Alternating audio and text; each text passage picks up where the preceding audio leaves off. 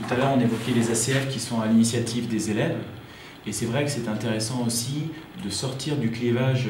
Je fais un projet dans lequel je m'amuse beaucoup, où je m'intéresse et je développe des compétences. Et à côté, je vais avoir les cours dans lesquels je vais m'ennuyer et je vais apprendre les disciplines.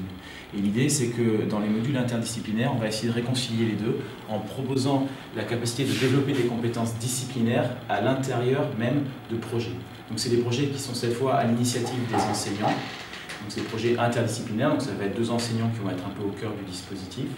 Et puis derrière, on va mener vraiment une pédagogie de projet, donc centrée sur une production, qui peut être une émission de radio, qui peut être un blog, qui peut être un site internet, qui peut être une vidéo, etc. Par contre, l'architecture et l'échafaudage du projet a été construit pour qu'on soit capable, en tant qu'enseignant, d'attester du développement de compétences disciplinaires. Voilà. Et on essaye de réconcilier cette idée que parfois c'est difficile de mener une pédagogie de projet tout en suivant et faisant le programme. Alors vous avez ici en fait un schéma, c'est un peu petit comme ça, mais c'est vraiment l'idée qu'évoquait M. Raffi tout à l'heure de l'élève qui est au centre du dispositif et qui va avoir une production à réaliser dans le cadre d'un projet. Il va avoir les enseignants, comme il disait, sous forme de balises expertes, sous forme de ressources, à la fois des ressources disciplinaires que sont les enseignants, mais aussi des ressources en termes de méthodologie, de recherche, d'information, de démarche d'investigation, etc., en la présence du documentaliste et du centre de documentation plus généralement. Et une petite structure aussi qu'on a en plus dans ce dispositif qu'on appelle les TISEM pour TIS et médias, donc les technologies d'information et de la communication et les médias, qui vont être en fait des enseignants, qui vont permettre aussi d'intervenir dans le projet à certains moments en fonction des besoins des élèves, pour les aider sur les aspects techniques de leur réalisation, qui ne sont pas forcément maîtrisés par les enseignants. Quand il est question de créer une émission de radio, on n'est pas forcément tous compétents en tant qu'enseignants pour savoir faire ça avec les élèves, les conducteurs, les petites capsules, etc. Donc on a des enseignants qui sont formés pour aider les élèves de ce point de vue-là.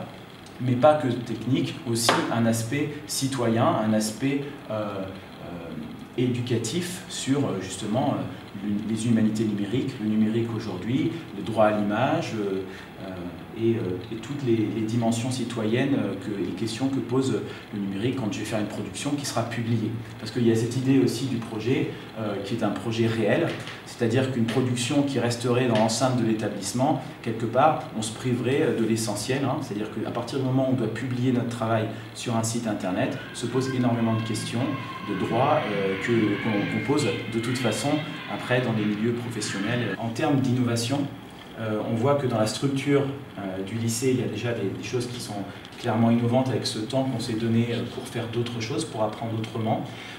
Mais finalement, on se rend compte aussi que la démarche innovante, elle est beaucoup dans l'interdisciplinarité, dans la pédagogie de projet et dans l'accompagnement personnalisé.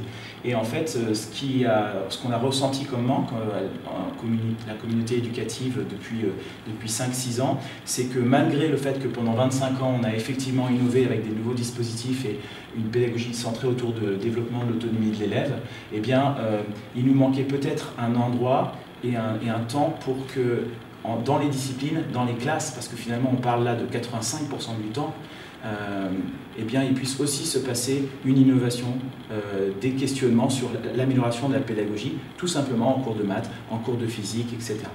Évidemment, pas dans des réflexions cloisonnées par discipline, mais voir comment justement la façon dont l'enseignant d'anglais enseigne peut inspirer des scénarios après en mathématiques, en philosophie, etc. Donc ça, c'était l'idée de se dire, bon, comment on fait maintenant? On a innové un peu partout, dans les structures et dans les interstices, si on veut, d'un lycée. Comment on peut faire maintenant pour essayer d'innover au cœur des enseignements?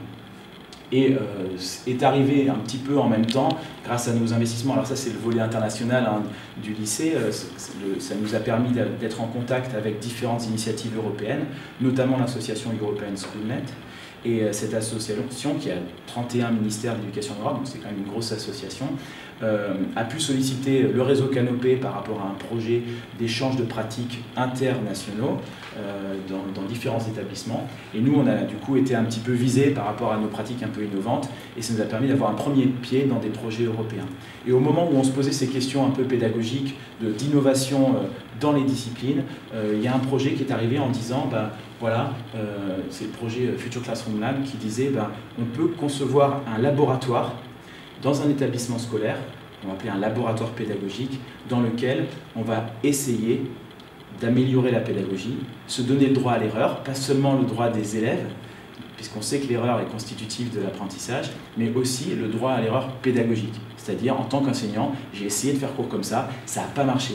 Et pourquoi ça n'a pas marché? Qu'est-ce qui fait que ça n'a pas marché? Est-ce que je peux partager cet échec ou cette demi-réussite avec mes collègues pour peut-être qu'ils ne fassent pas la même erreur la prochaine fois ou pour que je puisse améliorer ma pratique? Voilà. Et donc ce droit à l'erreur qui est quand même compliqué dans un système où on a beaucoup de contrôle, où on a aussi une certaine poids hiérarchique avec une inspection.